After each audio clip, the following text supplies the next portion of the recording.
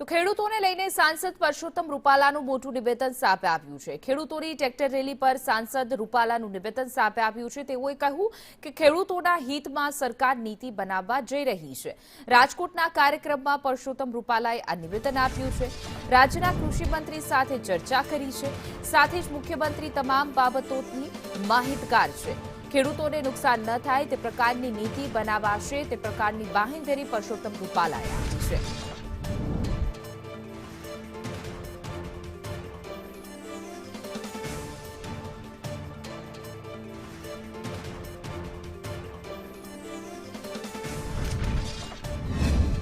राज्य सरकार खेडूतोना हितने नुकसान न थाय एवा प्रकारनी नीति बनाववा जई रही छे अने आनो सुखद उकेल वहेलामां वहेली तके सरकारश्री द्वारा लाववामां आवे अने खेडूतो हैरान न थाय एवी अपील पण आपना माध्यमथी करूं छुं।